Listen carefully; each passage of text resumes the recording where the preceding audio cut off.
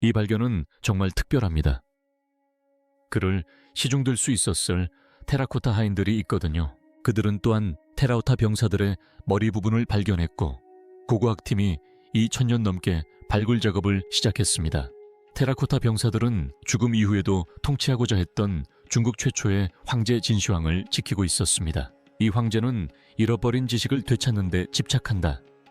그의 야망은 삶에서 신과 같은 존재가 되는 것이다. 하지만 2025년 첨단 인공지능 기술이 마침내 그의 침묵하는 점토 군단을 스캔했을 때 그 결과는 전 세계 역사가들을 경악시켰습니다.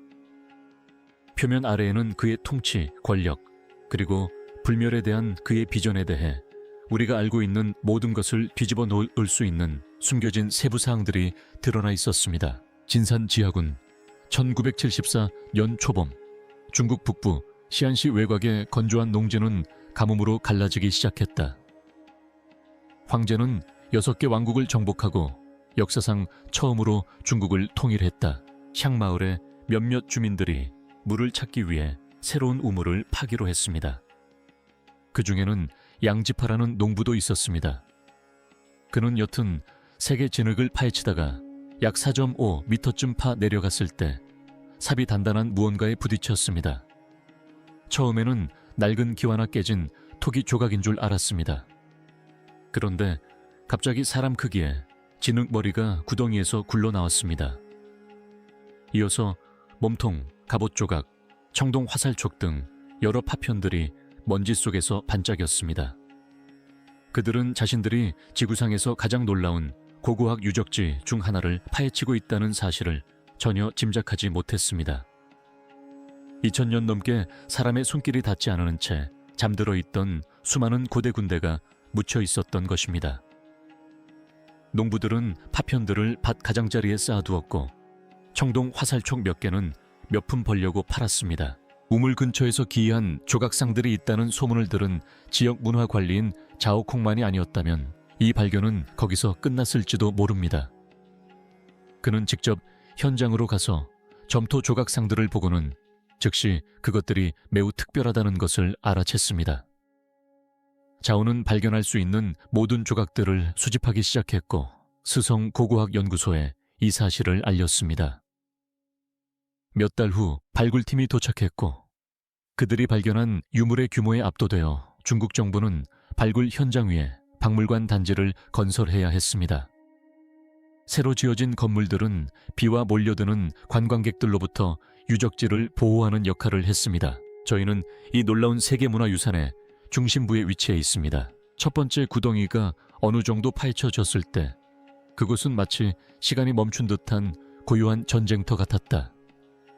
실물 크기의 점토 병사들이 줄지어 대형을 이루고 서 있었는데 머리를 치켜들고 갑옷을 정교하게 조각한 모습은 마치 결코 내려오지 않을 명령을 기다리는 듯했다. 그들은 동쪽을 향하고 있었는데 그 방향은 기원전 3세기 중국 진시황이 정복했던 적대 왕국들이 있던 방향이었다. 그들 뒤에는 한때 나무 전차를 끌었던 점토 말들이 서 있었다. 전차의 나무는 오래전에 썩어 없어졌지만 바닥에는 바퀴가 멈췄던 자국이 여전히 남아 있었다. 그 규모는 상상을 초월했다. 현대 추산에 따르면 여러 구덩이에 걸쳐 총 8,000명이 넘는 병사, 100대가 넘는 전차, 그리고 수백 마리의 말이 묻혀 있었던 것으로 보인다. 발굴된 부분은 극히 일부에 불과합니다.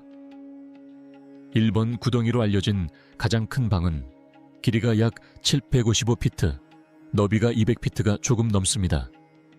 길이 약 100피트, 너비 약 100피트, 바닥 면적은 약 153,000제곱피트로 약 3.5에이커, 즉 2개 이상의 밭을 차지하는 규모입니다. 병사들은 고대 지표면보다 5m 16피트 아래에 있는 바닥에 서 있다. 그리고 첫 번째 구덩이는 시작에 불과하다. 두꺼운 흙벽으로 긴 통로가 나뉜 거대한 지하홀을 상상해보라. 고고학자들은 동서 방향으로 뻗어있는 11개의 평행 통로를 묘사합니다. 이 통로의 천장은 거대한 나무 기둥 위에 갈대 돗자리와 다져진 점토층을 덮어 물이 스며들지 않도록 만든 구조였습니다. 원래 모습의 1번 갱도는 마치 병력 배치를 준비하는 지붕이 덮인 집결지 같았을 것입니다. 동쪽 끝에는 공격 부대인 선봉대가 서 있고 그 뒤 중앙에는 장갑 보병들이 장총을 들고 줄지어 서 있습니다. 양측면과 후방에는 병사들이 바깥쪽으로 향하여 측면을 방어하고 있습니다. 이곳은 실제 군대가 전투 준비를 하는 방식 그대로 배치되어 있습니다. 첫 번째 훈련장이 대규모 병력 과시라면 두 번째 훈련장은 전략을 보여줍니다. 바로 옆에 위치한 두 번째 훈련장에는 실제 합동작전 대형이 갖춰져 있습니다. 다양한 유형의 병력이 함께 작전을 수행하도록 배치되어 있었습니다. 발굴자들은 안장을 얹은 말이 서 있는 기병대와 활을 당기는 자세로 무릎을 꿇은 궁수들, 그리고 말이 끄는 전차에서 전투 태세를 갖춘 듯 배치된 전차병들을 발견했습니다. 최근 두 번 구덩이에서는 수백 명의 전사, 약 100마리의 말, 그리고 마치 작전 중인 군대의 양날개처럼 여러 부대로 나뉜 전차들이 확인되었습니다. 무릎을 꿇은 궁수들 중 일부는 처음 발굴되었을 때 갑옷과 신발에 희미한 페인트 자국이 남아 있었습니다. 약 5,600제곱피트, 약 527제곱미터. 크기의 3번 구덩이는 훨씬 적은 수의 유물이 발견되었지만 특별한 역할을 합니다.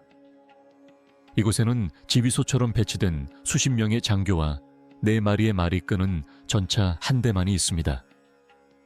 학자들은 이 방을 군대의 사령부로 해석하며 고위 지휘관들이 더 큰 구덩이에 배치된 병력을 지휘했을 것으로 추정합니다. 나중에 발견된 4번 구덩이는 비어 있었고 미완성된 공간으로 보아 봉인 당시에도 공사가 진행 중이었을 가능성이 있다. 다른 구덩이들과 달리 3번 구덩이는 화재 피해가 거의 없으며 일부 안료는 놀라울 정도로 선명하게 남아있다. 그러한 보존 상태 덕분에 이곳은 과거 군대 전체의 모습을 생생한 색감으로 가장 선명하게 보여줍니다. 50년이 넘는 발굴 작업에도 불구하고 이 복합시설은 여전히 놀라운 발견들을 계속해서 보여주고 있습니다. 2024년 말과 2025년 초 두 번 갱도에서 발굴 작업을 하던 고고학자들은 특히 정교하게 제작된 고위 장교상을 발견했습니다. 실물 크기의 이상은 2대의 전차와 여러 마리의 말, 옆에 서 있는 고위 지휘관의 모습을 하고 있습니다. 조각된 갑옷에는 복잡한 문양이 새겨져 있으며 높고 정교한 머리 장식은 그의 계급을 나타냅니다. 중국 연구진은 이처럼 높은 지위를 나타내는 상은 극히 드물다고 밝혔습니다. 1974년 이후 최고위 지휘관상은 약 10점 정도만 발견되었다고 합니다. 이러한 상이 만들어진 방식은 그 수만큼이나 놀랍습니다. 각각의 전사는 키가 약 5피트 6인치에서 6피트 사이이며 무게는 수백 파운드에 달합니다. 속은 비어있지만 매우 견고합니다. 다리는 두꺼운 점토 튜브 모양이었다. 몸통은 커다란 조개 껍데기처럼 따로 만들었다. 팔, 손, 머리는 각각 따로 만든 다음 점토가 아직 젖어 있을 때 붙였다. 장인들은 이음새를 매끄럽게 다듬고 얼굴 윤곽을 조각하고 표면에 섬세한 디테일을 새겨 넣었습니다. 손톱, 벨트 매듭, 갑옷판의 바느질까지도 모두 수작업으로 조각되었습니다. 점토 분석 결과 단순한 흙이 아니라는 것이 밝혀졌습니다. 현미경으로 샘플을 검사한 과학자들은 북중국에서 흔히 볼 수 있는 미세한 노란색 미사인 로이스 점토가 석영과 카올린 같은 광물과 섞여 있음을 확인했습니다.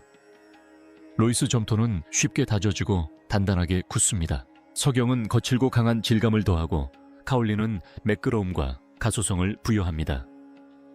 이 혼합물은 아마도 유적지 근처의 중앙작업장에서 신중하게 제조된 후 생산팀에 배분되어 조각상을 빚고 조립하는 작업을 거쳤습니다.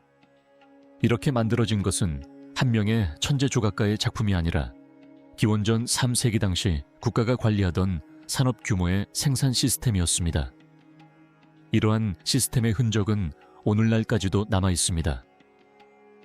손이나 머리의 기본 형태와 같은 특정 부분의 반복은 표준화된 부품 제작에 주형이 사용되었음을 보여줍니다. 하지만 주형으로 만들어진 조각품이 완성된 후에도 예술가는 개별적으로 재작업을 거듭했습니다. 이러한 수작업 마무리 덕분에 전사 조각상들은 모두 서로 똑같이 생기지 않았습니다. 이 조각상들 앞에 서면 턱선, 광대뼈, 귀, 헤어라인, 심지어 표정까지도 완전히 다릅니다. 어떤 얼굴은 차분해 보이고 어떤 얼굴은 긴장해 보이며 코는 곧은 것도 있고 삐뚤어져 있습니다. 입술에는 마치 아물었던 흉터처럼 보이는 주름까지 찾아볼 수 있습니다. 이러한 다양성이 단순히 예술적 표현인지 아니면 실제 인물의 특징을 반영한 것인지 알아보기 위해 연구진은 고해상도 3 디스캐닝과 머신러닝 기술을 활용했습니다. 인공지능 모델은 귀각도, 턱 깊이, 한쪽 눈꺼풀이 접히는 방식 등 수천 개의 미세한 측정값을 비교하여 사람의 눈이 놓칠 수 있는 패턴을 찾아냅니다. 연구팀은 전사들의 머리를 정밀하게 스캔한 결과 귀 모양과 얼굴 비대칭이 너무나 구체적이어서 완전히 새로 만들어낸 것이라고는 믿기 어려울 정도라는 사실을 발견했습니다. 현재 유력한 가설은 적어도 일부 고위 인물, 특히 장교들은 진시황을 섬겼던 실존 인물을 모델로 했을 가능성이 있다는 것입니다. 갑옷과 의복의 차이 또한 계급과 직책을 나타냅니다. 고위 장교들은 두꺼운 갑옷을 여러 겹 겹쳐 입고 화려한 장식에 높은 투구를 쓰고 있습니다. 전차병들은 보호모를 쓰고 비를 견딜 수 있는 안정적인 자세를 취하고 있습니다. 기병들은 승매에 적합한 짧고 몸에 꼭 맞는 재킷을 입고 있으며 무릎을 꿇은 궁수들은 가벼운 갑옷을 착용하여 몸을 비틀고 활을 쏠 수 있도록 했습니다. 모든 자세는 실제 군사적 역할을 반영합니다. 오늘날 볼 수 있는 회색과 갈색은 페인트와 칠이 부식된 후 남은 부분입니다. 1970년대에 발굴자들이 처음으로 이 조각상들을 땅에서 꺼냈을 때 표면에 여전히 선명한 안료가 남아있는 것을 볼 수 있었습니다. 시네바에서 추출한 짙은 붉은색, 구리 기반 광물에서 얻은 선명한 파란색과 보라색, 볼에 생기 넘치는 분홍빛, 검은색 헤어라인, 심지어 갑옷끈에 그려진 장식 무늬까지. 확인된 안료 중에는 한자라고도 불리는 중국 자주색이 있었는데 이는 합성 바레륨 구리 실리컷이었다. 인공적으로 만들어진 이 화합물은 세계에서 가장 초기에 인공적으로 만들어진 자주색 안료 중 하나였다. 이러한 색상들은 아시아 오츻나무 수액에서 추출한 천연수지인 오이치칠의 얇은 코팅 위에 입혀졌다. 칠은 바르고 마르면 투명 바니시처럼 반짝이는 유리 같은 막을 형성합니다. 장인들은 먼저 점토 인형에 칠을 발라 매끄럽고 습기에 강한 표면을 만든 다음 그 위에 선명한 안료를 칠했습니다. 이 방법은 고대에는 효과적이었지만 현대 고고학자들에게는 재앙을 초래했습니다. 고대 칠은 공기에 노출되면 마르면서 수축하여 물감이 거의 즉시 벗겨져 나갔습니다.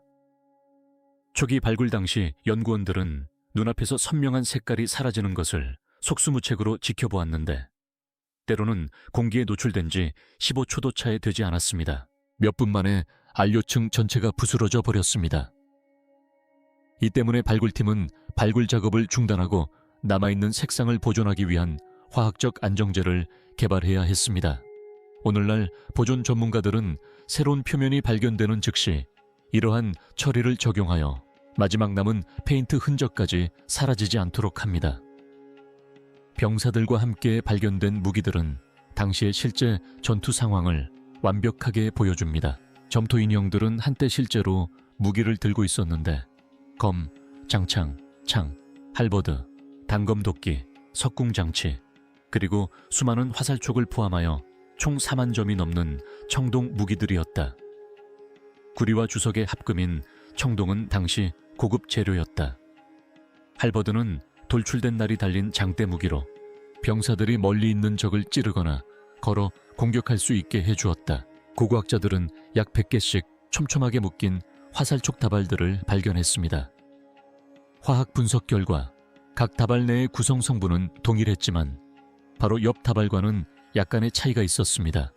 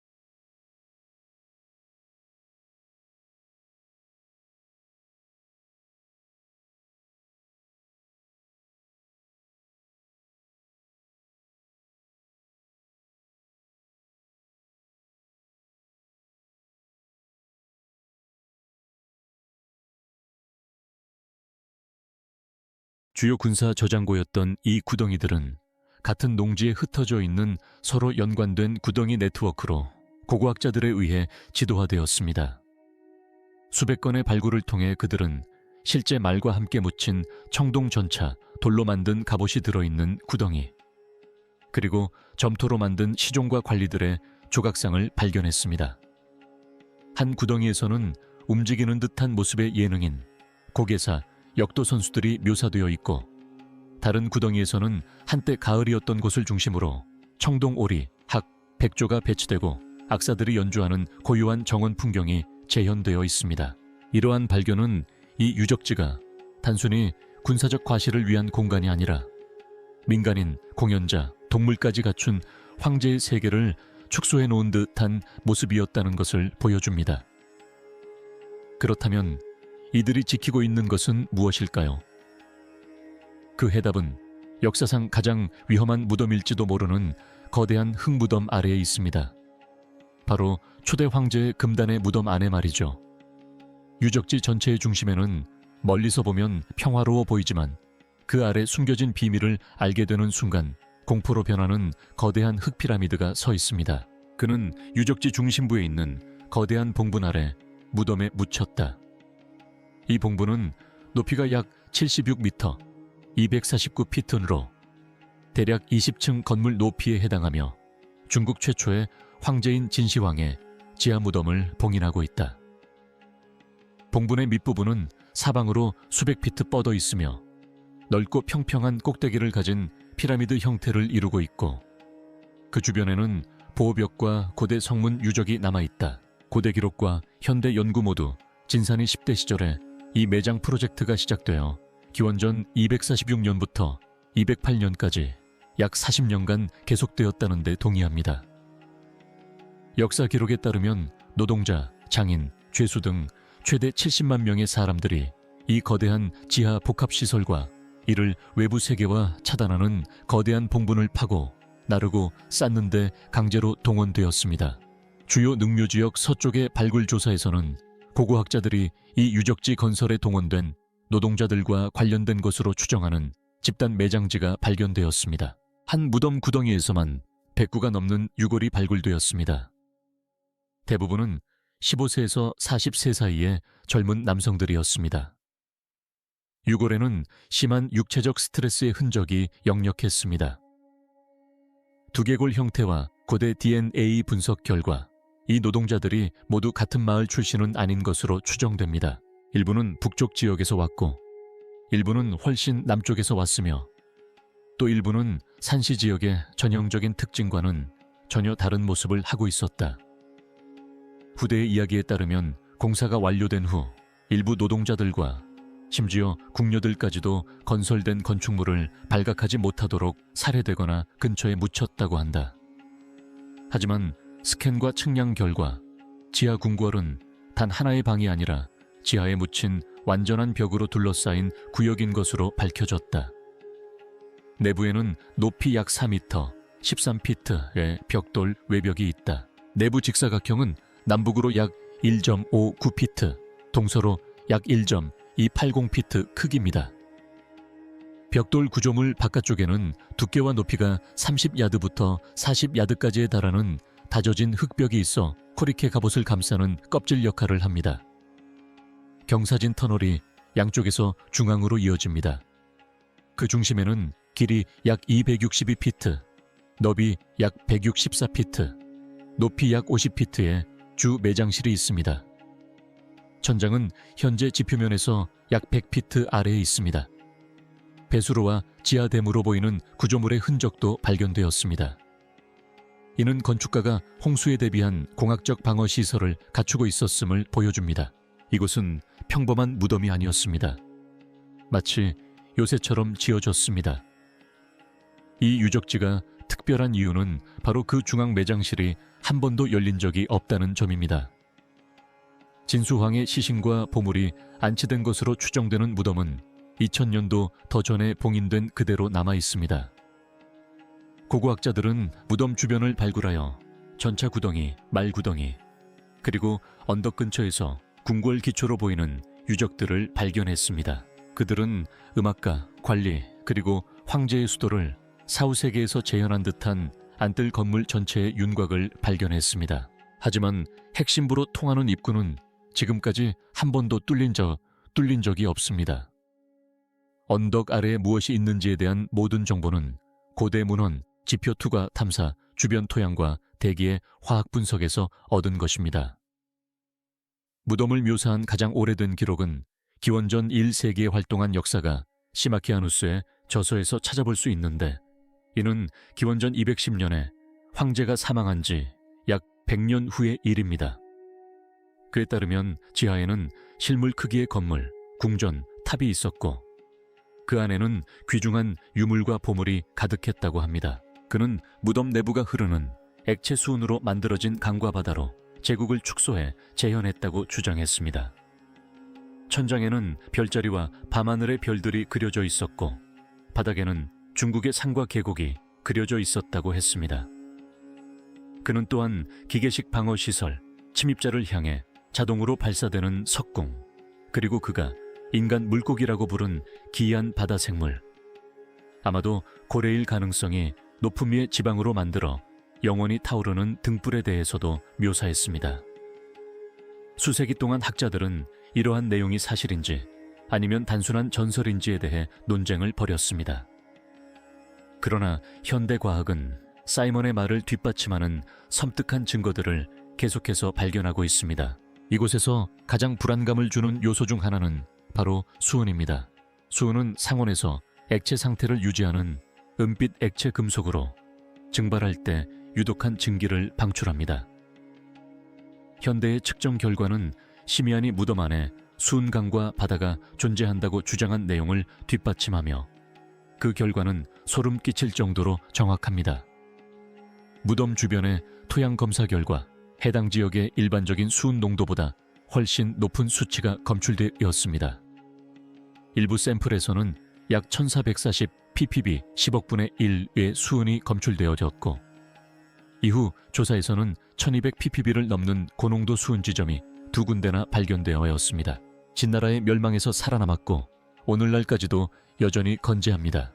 비교하자면 해당 지역의 일반적인 토양에서는 보통 수십에서 수백 ppb 정도의 농도가 측정됩니다. 과학자들은 멀리서도 특정 가스를 감지할 수 있는 차등 흡수 LAR이라는 레이저 기반 시스템을 사용하여 공기 중 가스 농도를 측정하기도 했습니다. 그들은 봉분 위 공기에서 수은 증기를 측정했는데 그 농도가 세제곱미터당 약 27 나노그램으로 지역 평균인 5 나노그램부터 10 나노그램까지보다 훨씬 높았습니다.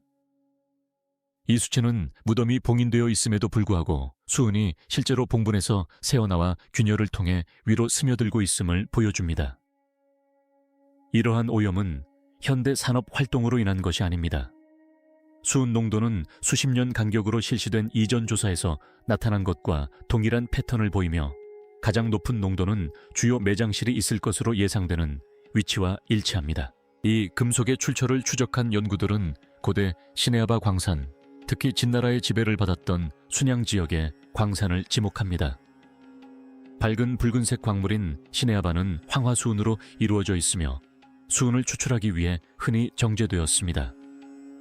연구자들은 황제의 무덤에 묻힌 시네아바가 엄청난 양으로 채굴되고 정제되었을 것으로 추정하며 그 양은 100톤, 20만 파운드 이상에 달할 것으로 예상합니다.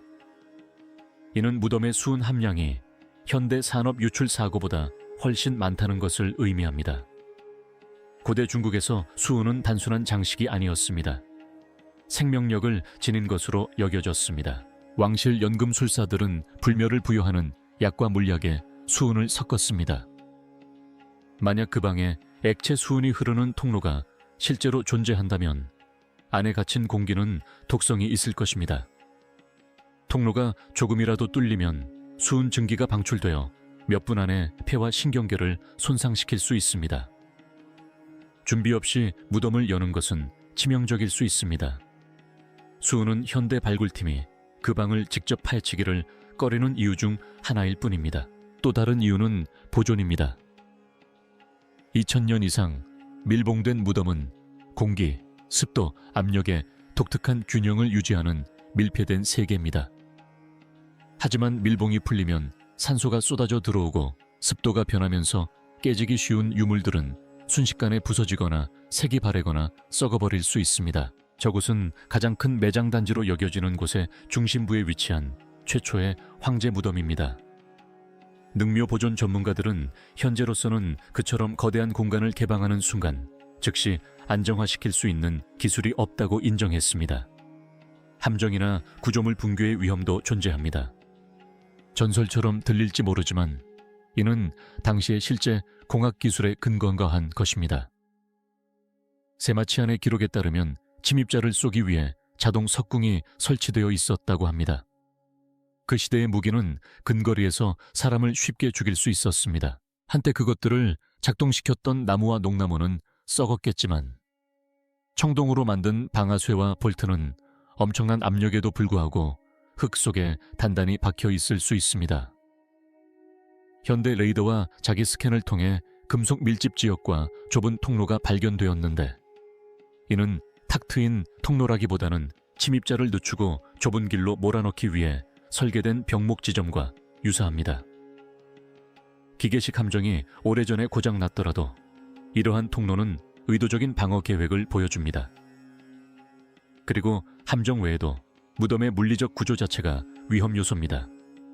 고대 건축가들은 천장을 지탱하기 위해 거대한 나무 기둥을 사용했습니다. 2000년 동안 수많은 흙 속에 묻혀있던 일부 기둥은 썩거나 약해졌을 수 있습니다.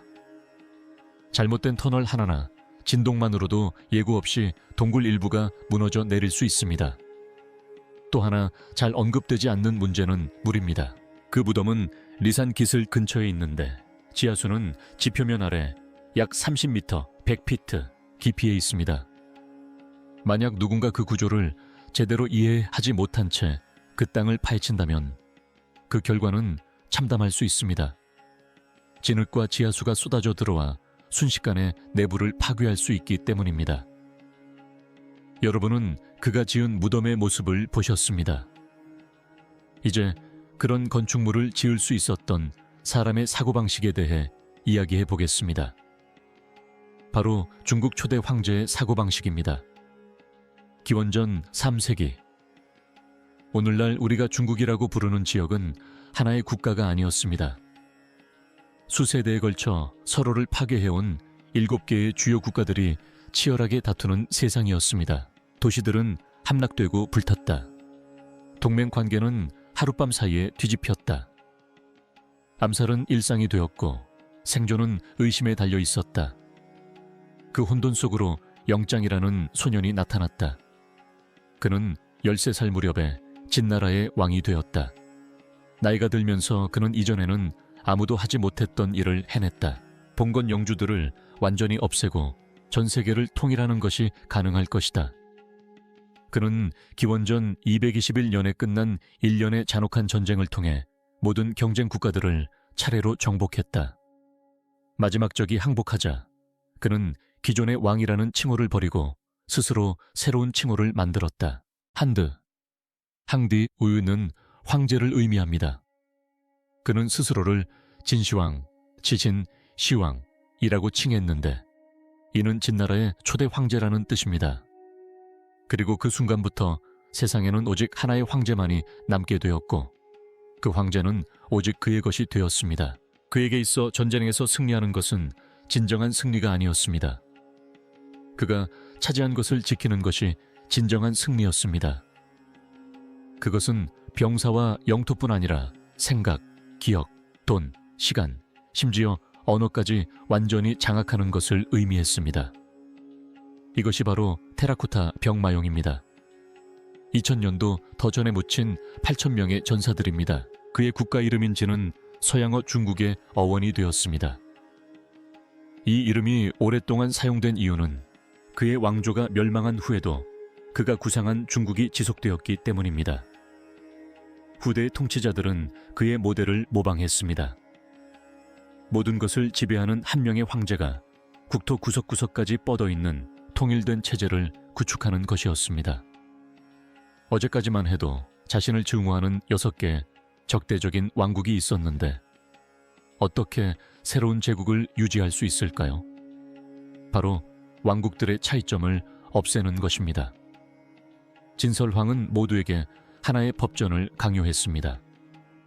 그 이전에는 각 왕국이 고유의 화폐, 도량형, 심지어 문자 체계까지 가지고 있었습니다.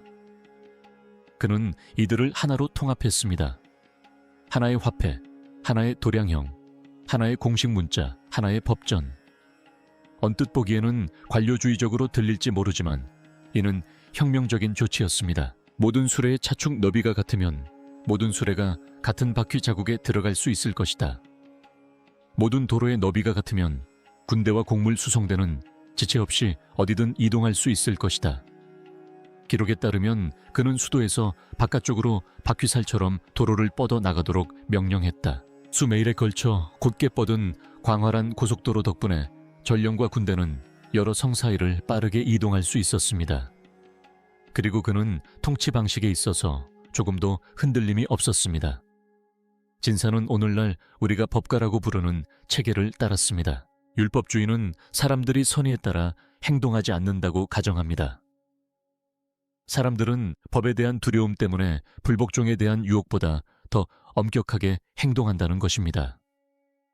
이 모델에 따르면 국가는 명확하고 엄격한 규칙을 제정하고 모든 사람이 볼 수 있도록 게시하며 자비 없이 이를 집행합니다. 복종은 보상을 가져다 줍니다. 반항은 처벌을 불러온다. 귀족들은 더 이상 관직을 세습받지 않는다. 총독들은 중앙법원에서 임명되었고 직무를 제대로 수행하지 못하면 해임되었다. 영토는 군구와 현우로 나뉘었고 이들은 모두 왕에게 직접 보고했다. 이로써 지방 영주들이 부를 축적하고 세력을 확장하던 옛 봉건제도는 종식되었다. 기원전 213년과 212년에 통일이 이루어진 지 약 8년 후 왕의 조정은 위험한 서적과 불충한 가르침이라고 규정한 것들에 대한 탄압을 시작했다. 제상리시는 역대 왕들과 경쟁 국가들에 대한 옛 문헌들이 비교를 부추겨 반란을 촉발할 수 있다고 주장했습니다. 따라서 공식적인 노선과 맞지 않는 역사 및 철학 서적들은 황실기록 보관소에 봉인된 사본을 제외하고 모두 파기되어야 했습니다. 의학과 농업에 관한 서적들은 유용하다는 이유로 파기를 면했습니다. 초기 역사가들의 기록에 따르면 수백 명의 학자들이 항의하다 처형당했다고 합니다. 그 목적은 사상을 통제하는 것이었습니다. 오직 하나의 공식적인 과거만이 존재한다면 오직 하나의 미래만이 존재할 수 있고 그 미래는 오직 진시황의 것이 될 것입니다. 진시황은 또한 제국 전역에 자신의 전설을 퍼뜨렸습니다. 기원전 219년경부터 그는 새로 건국한 영토를 대규모로 시찰하기 시작했습니다. 그는 신성한 산에 오르고 신왕처럼 제사를 지내고 돌에 비문을 새겼습니다. 그 기록들은 그가 천하를 통일하고 반란군을 진압하고 국경을 확정하고 평화를 회복했다고 자랑스럽게 전했습니다. 통일 후 그는 값진 옥 조각을 새겨 국부에 사용할 인장을 만들도록 명했습니다. 인장에는 하늘의 천명을 받았으니 황제께서 오래도록 번영하시기를 이라는 글귀가 새겨져 있었습니다. 이 인장은 단순한 장식이 아니었습니다. 그것은 하늘의 통치권이 그에게 내려왔음을 증명하는 것이었고 그 인장을 소유한 자에게는 대대로 계승될 것이었습니다. 이후 여러 왕조들은 마치 중국의 영혼이라도 되는 양수세기 동안 이 인장을 차지하기 위해 다투었습니다. 하지만 그의 모든 승리에도 불구하고 그가 정복할 수 없는 적이 하나 있었다. 바로 죽음이었다. 세월이 흐르면서 진상은 불멸에 집착하게 되었다. 그에게 죽음은 자연스러운 것이 아니었다. 그것은 패배였다. 궁중 마법사들과 연금술사들은 그에게 동쪽 바다 건너 먼 곳에 신선들이 사는 섬들에 대해 이야기해 주었다. 거대한 두 세력이 대치하고 중국의 운명이 위태로운 상황에 놓였습니다. 그중 한 세력인 슈프는 전설의 중심 인물이 되었습니다. 연금술사이자 뱃사람이었던 그는 불로장생의 묘약을 찾기 위한 탐험을 이끌었다고 전해집니다. 기원전 219년경 황제는 슈프에게 함대와 선원, 장인, 그리고 수천 명의 젊은 남녀를 이끌고 묘약을 가져오라는 명령을 내렸습니다. 그러나 그는 이야기, 바다 괴물, 은둔한 현자들, 그리고 배가 더 필요하다는 변명만 가지고 돌아왔습니다. 두 번째 항해에서 그는 완전히 사라졌습니다. 어떤 전설에 따르면 그는 다른 땅에 도착하여 정착하고 스스로를 왕이라고 칭했다고 합니다. 황제는 포기하지 않았습니다. 그는 더 많은 주술사, 즉 초기 신비주의 전문가들을 불러 모아 그들이 만든 모든 혼합물을 마셨습니다. 그들이 만든 많은 영약에는 수은이 함유되어 있었습니다. 오늘날 우리는 수은이 뇌 기관을 공격하여 떨림과 편집증을 유발하는 독성 물질이라는 것을 알고 있습니다. 역사가들은 이제 그 불로장생약이 기원전 210년 시찰 중 쓰러져 사망한 그의 죽음에도 영향을 미쳤다고 생각합니다. 그는 겨우 49세였습니다. 그가 막강한 권력을 휘둘렀음에도 불구하고 그의 왕조는 사후 거의 순식간에 붕괴했습니다. 그의 죽음은 비밀에 붙여졌습니다. 최고 신하인 이와 조정의 권력자들은 명령을 조작하고 그가 총애했던 것으로 보이는 후계자를 억압한 후 자신들이 조종할 수 있는 차남을 왕위에 앉혔습니다. 몇 년 안에 제국 전역에서 반란이 일어났고 기원전 206년 진나라는 멸망했습니다. 그가 스스로 황제 자리에 오른 날부터 마지막 반란까지 그의 왕조는 겨우 15년 남짓 지속되었다. 하지만 그 모든 것이 헛된 것은 아니었다. 다음 왕조인 한 왕조는 그의 체제의 뼈대를 그대로 유지했다. 한 명의 황제, 하나의 관료 조직, 광대한 영토에 걸쳐 있는 하나의 중앙 집권적 권력. 그들은 그의 법률과 행정체계를 상당 부분 보존했다. 왜냐하면 그것이 효과적이었기 때문이다. 그 후 거의 2000년 동안 중국의 통치는 천하를 다스리는 단일 왕좌라는 그의 청사진을 따랐습니다. 시청해 주셔서 감사합니다. 화면에 나오는 영상에서 더 놀라운 이야기들을 확인해 보세요.